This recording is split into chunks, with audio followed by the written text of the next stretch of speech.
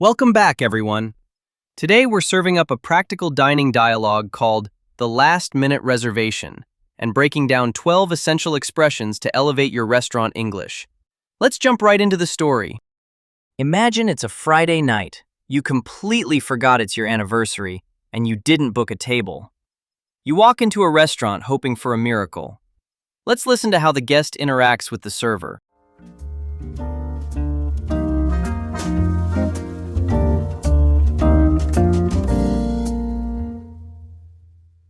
Hi there. I know it's a Friday night, but do you have any last-minute openings for a party of two? A party of two? On a Friday? You're joking, right? We're fully booked until next Christmas. Oh, really? I was really dying for your famous truffle pasta. It's my anniversary. Anniversary, huh? Well, it turns out that we just had a no-show for the corner booth. I can squeeze you in, but you only have 90 minutes. That's perfect. Thank you so much. What do you recommend tonight? The specialty of the house is the volcano steak. It's so spicy that we make you sign a legal waiver before you eat it. A waiver? Maybe I'll just stick to the pasta. Wise choice. I'll go get your water.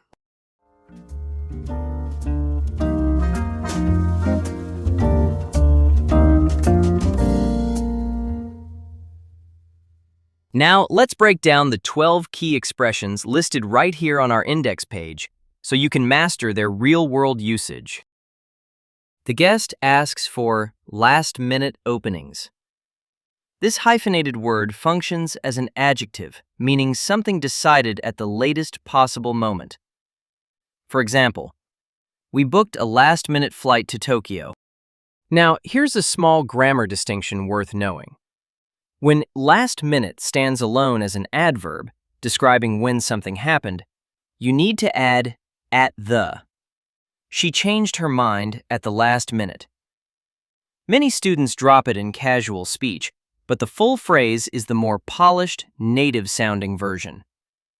If you want to talk about someone who thrives on adrenaline and leaves everything to the deadline, we call them a last-minute person. And in Western travel culture, you'll often look for last-minute deals to score cheap flights. In the office, though, if something pops up suddenly, it's better to say on short notice, like, "Thanks for meeting me on such short notice." In the restaurant industry, party refers to a group of people dining together. So when you walk up to the podium, you can naturally tell the host, "A party of 6, please." You see, the host will usually ask you, "How many in your party?" or "How many in your group?" If you ever need to call a restaurant to modify a booking, using this phrase makes you sound incredibly sharp. You can say, "Hi, I have a reservation under Chen, and I need to change it from a party of 4 to a party of 5. Whatever you do, please avoid translating literally from Chinese by saying, "We are 2 people." No native speaker says that at a restaurant. It sounds less like a request for a seat and more like a head count during a police interrogation. Just stick to, "We're a party of 2. And if you want to keep it simple, you can also just say, "A table for 2. The server says, "We're fully booked." This means 100% of the seats have been reserved. You'll hear this exact phrase anywhere reservations are involved, like, "The hotel is fully booked through the summer." Let's throw in a related word here, packed. In casual spoken English, if a place is completely full and buzzing with energy, we say it's packed or jam-packed. Another fantastic industry term you should know is booked solid. Solid implies there are absolutely no gaps left in the schedule, like the chef is booked solid for the next month. Now, don't confuse fully booked with overbooked. Fully booked means maximum capacity. Overbooked means the business greedily accepted more reservations than they actually have space for, which is why airlines sometimes bump you off a flight. The guest claims they were dying for your famous truffle pasta. This is a textbook example of hyperbolic language, exaggeration, that natives use every day. For instance, If you're utterly parched, you might tell your friends, "I'm dying for a cup of coffee right now." Now, pay very close attention to the prepositions here because they change based on grammar. If you desperately want a noun, a thing or food, you use dying for, just like our guest wanting the pasta. You could say, "I'm dying for a cold beer right now." But if you want to perform an action, a verb, you must use dying to, which is exactly why our slide says, "I'm dying to see that movie."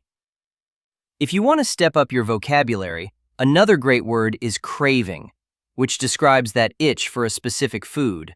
A bit less dramatic than dying for, but still very natural. "I'm craving bubble tea." Truffle refers to a rare, fragrant fungus that grows deep underground and is prized in gourmet cooking for its powerful aroma. Pronounced truffle. Make sure that U makes a short sound, like in cup or butter. Don't pronounce it like truth. When browsing a Western menu, you will often spot luxury items like shaved truffles or truffle oil. You might see, "This risotto is topped with shaved truffle," and right below it, "This pasta is finished with a drizzle of truffle oil." Either way, you're paying for that intense, earthy aroma. But wait, when you walk into a dessert shop, you might also see truffle chocolate. Have you ever wondered why a premium mushroom and a piece of rich chocolate share the exact same name? Well, historically, when chocolate truffles were first created in France, they were shaped by hand into irregular, lumpy balls and dusted with dark cocoa powder. They looked identical to the premium mushrooms dug up from the dirt, so chefs named them truffles too. The server says, "It turns out that we just had a no-show." This pattern is the ultimate storytelling tool. It implies that a fact was revealed at the end, which corrected a previous assumption. For example, you could say, "I thought the restaurant would be terrible, but it turns out that the food was amazing." In casual conversation, natives love to make things punchier by dropping it and that, shortening it to just "turns out," like, "Turns out he was lying the whole time." It adds a lot of dramatic flavor to your gossip or stories. You can also use the structure turn out to be plus a noun. For instance, "He turned out to be the CEO's son." Just a quick tip. Don't confuse this with "as a result." As a result is for strict cause and effect, whereas "it turns out" that is used when you want to reveal an unexpected, surprising twist. A no-show is a noun that refers to a person or group who made a reservation but never showed up and never called to cancel. Now, this is a professional industry term. To prevent this, many high-end restaurants implement a no-show fee and hold your credit card. The restaurant charges a no-show fee if you don't cancel in time. But here's an important usage note. Please do not look at your friend and say, "You are a no-show." That sounds way too corporate.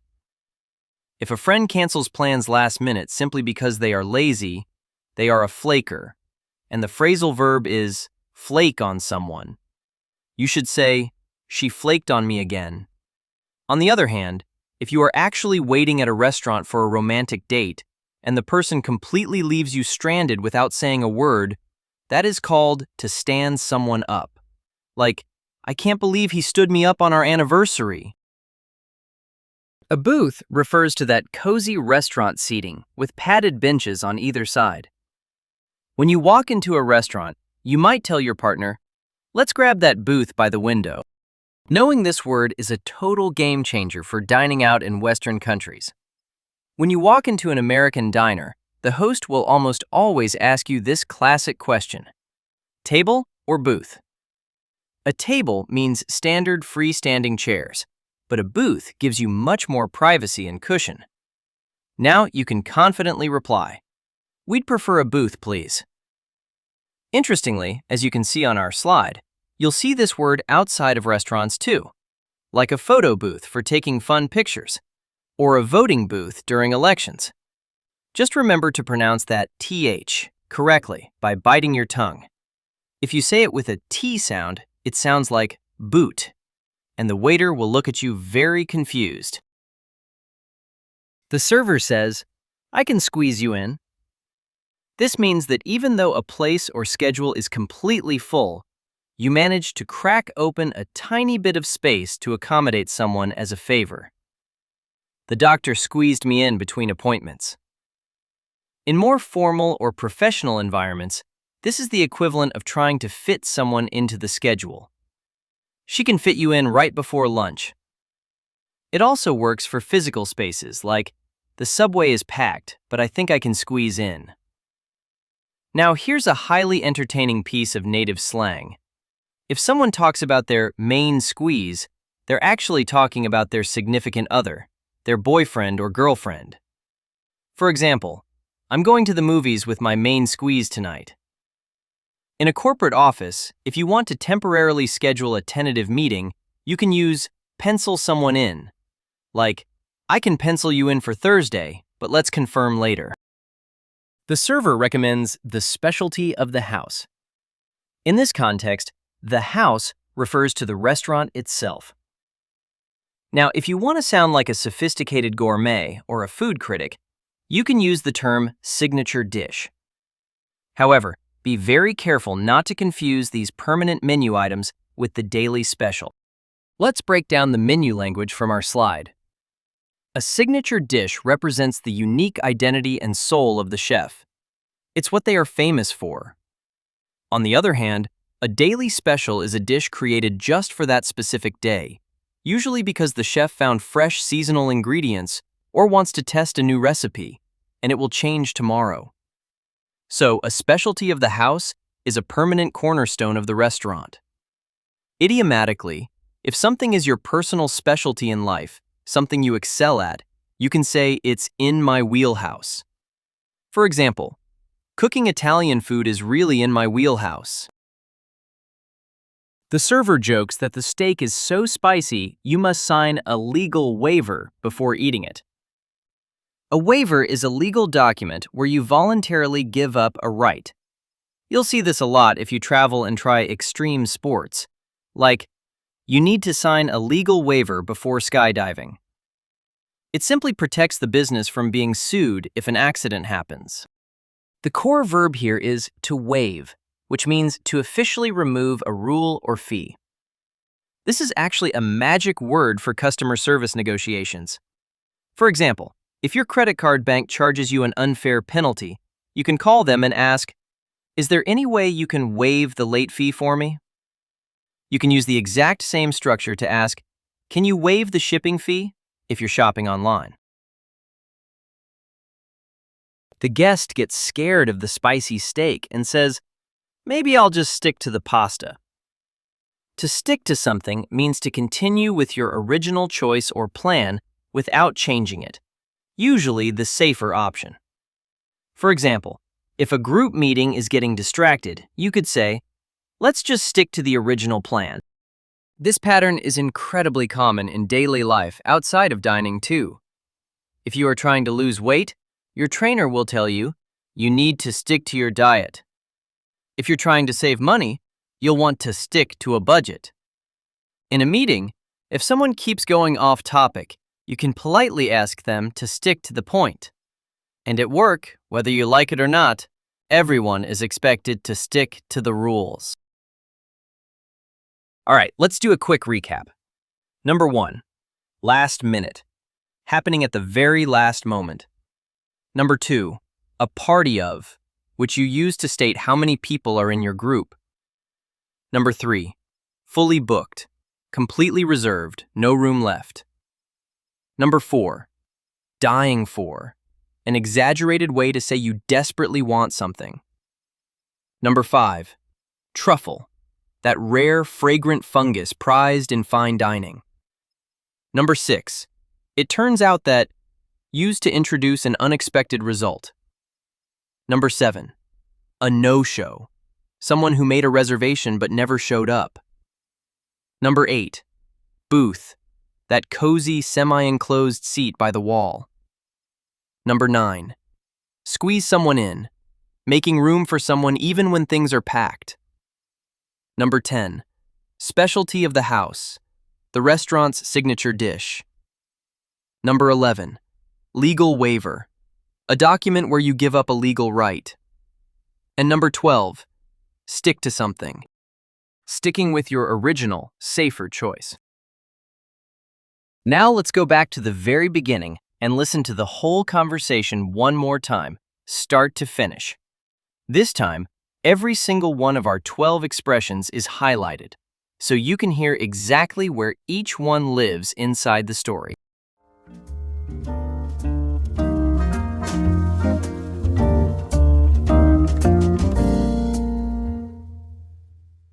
Hi there. I know it's a Friday night, but do you have any last-minute openings for a party of two? A party of two? On a Friday? You're joking, right? We're fully booked until next Christmas. Oh, really? I was really dying for your famous truffle pasta. It's my anniversary. Anniversary, huh? Well, it turns out that we just had a no-show for the corner booth. I can squeeze you in, but you only have 90 minutes. That's perfect. Thank you so much. What do you recommend tonight? The specialty of the house is the volcano steak. It's so spicy that we make you sign a legal waiver before you eat it. A waiver? Maybe I'll just stick to the pasta. Wise choice. I'll go get your water.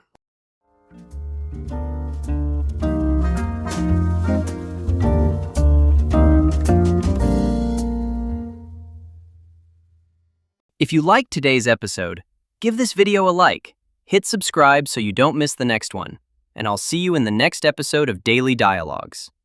Thanks so much for listening, and happy practicing.